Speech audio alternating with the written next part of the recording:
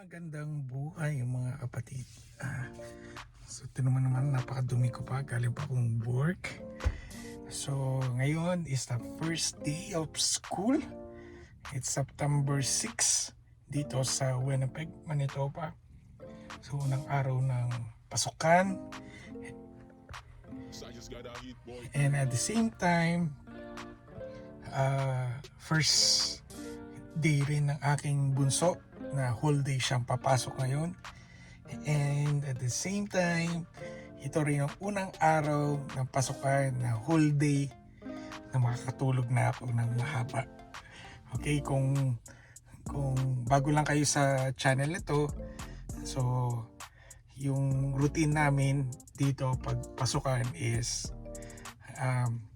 pasok ako ng gabi, dating ako ng umaga, then alagaan ko yung mga anak ko, bibihisan ko, papakainin ko, hatid ko sila sa school, hatid ko yung asawa ko, and then at the same time babalikan ko yung bunso ko kasi nursery siya, babalikan ko siya ng 11:30, tapos papakainin, tapos pag papatulogin, kung hindi ko siya mapapatulog, ang tulog ko na is 4 o'clock or maximum 5 p.m. Then gising uli ng 9, prepare, then pasok na uli sa gabi. So yun yung rotation ko for the past 3 years, 4 years na. 2019 kami dumating dito. So ever since na nagka-work ako, panggabi na yung pinili ko. Kasi para maalagaan ko yung mga anak ko at para hindi na rin gumasto sa daycare. So yun. Kung bago lang kayo subscriber dito, i-check nyo lang yung mga previous videos namin, yung mga bago-bago pa kami. Yun. And at the same time, makaka-relate yung mga tao na nadidito na may mga bata, yung mga maliliit pang mga anak na pumapasok sa school. So, at sa mga bago pa lang, o papunta pa lang dito, at may mga baby, may mga toddler or yung mga nursery or elementary, makaka-relate kayo kasi ito yung magiging buhay ninyo dito sa Canada. So, ngayon naka-prepare na yung mga So, ang ginawa ko ngayon, bumili na ako ng pang-uniform para kay Klaus. Kasi, naluluma yung mga panlakad niya nagagamit ng pang-school na na-realize ko na mas maganda kung bibili na lang ako ng isang uniform para hindi mo na iisipin kung ano yung susuotin niya para isang actually binili ko ito nung last month pa. So ayan ang uniform niya. Ayan. So dalawang blue and dalawang gray, tapos siguro yung Friday niya parang pinaka wash day. So pwede siyang magsuot ng kung ano na dito. For now, ito lang, hinan lang para hindi ako ma-stress kung ano ang susuotin niya. So, ayan, ang asawa ko. Ready na yung mga gamit. Ayaw daw intira. So, ayan na may mga bags. I-ready nila. Ito yung pang indoor shoes. May indoor shoes na rin si anak ko. So, ito yung mga requirements sa school. So, kailangan dadalhin para ito i-surrender na to sa school. And then ito, yan, that's the first day of school. Yan. Okay. Ito yung bag ni Klaus. Ito yung bag naman ng aking bunso. Panganay. So ito yung kanyang bag, ito yung bag, namili na kami ng kanilang mga bag.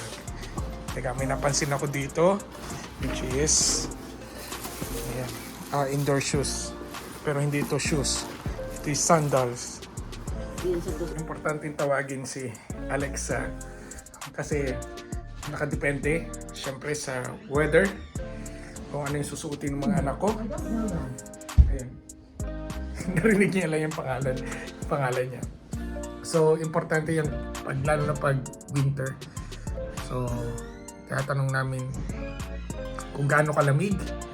Kasi kung gaano kadaming ilalagay ng pang ilalim para hindi masyadong lamigin ng aking mga anak. And then at the same time, pag summer, kung pwedeng mag-short lang sila at mag-shirt or mag-pants, so ganun. So malaking tulong sa amin yung si Alexa na guide namin kahit saan, kahit anong tanongin namin siya, sagot niya. Ayun, it's already 8:11 in the morning. And kapatid, ang bunso ko anak ay nagtututbrush na. And at the same time, mamaya maliligo na siya, marunong na siya maligo mag-isa. Although kahit kung maligo naman siya mag-isa, sobrang basang-basa yung CR. Pero marunong na siya mag-toothbrush mag-isa at marunong na siya maligo mag-isa. Ina-assist lang namin, konting alalay lang. Kasi pag pinabayaan lang namin maligo siya, baka babaha yung CR namin. So, ayun. And, ano susutin mo? Sneakers? You have to wear your sneakers. Sneakers are so tight. Diba yung bagong bili lang yun? I know, but it's so tight. Why? Ayan. Tututbrush ang aking bunso. Niklas! Hi! So, dito sa Canada, kailangan bata pa lang tuturuan na. I'm the one brush.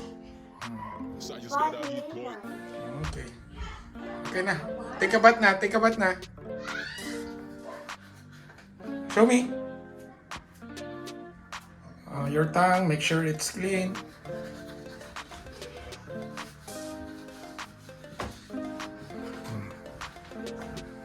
Turo yan ng mga teachers dito na kailangan maging maga pa lang marunong na sila maging independent at hindi nakasalalay sa magulang. Alexa, what's the weather today?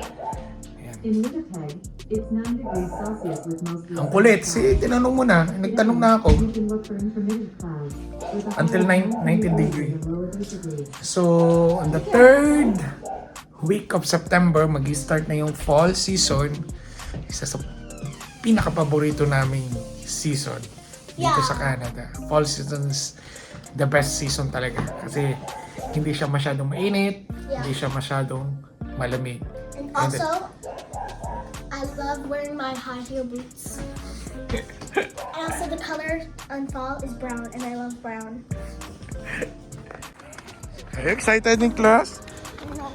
You need to hold my hand. Yeah, kinakabahan ng aking Niklas kasi first day niya.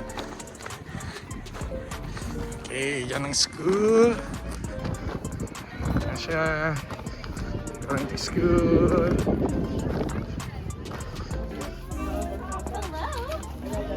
Hi, Annie. Jess. I'll see you after school, okay? Hi, enjoy your day. So much fun. You're gonna love it. Nakakamiss rin. Ang lungkot. Ako lang mag-isa. So, walang mga kalat, walang ingay, walang nag-aaway. So, ako at yung aso ko lang ang nandito sa bahay. Nagkaroon pa ng medyo nagdadrama pa yung bunso kong anak. Kasi nga, yung separation anxiety niya na laging first day lang na nangyayari yun talaga. Walang paltos yun. Laging ganun yung umiiyak siya ng first day. Pero, yun nga, hindi na ako sumunod dun sa sa pagpasok. Kasi pinapractice sa school na hayaan yung mga bata kahit na umiyak, hayaan lang siya.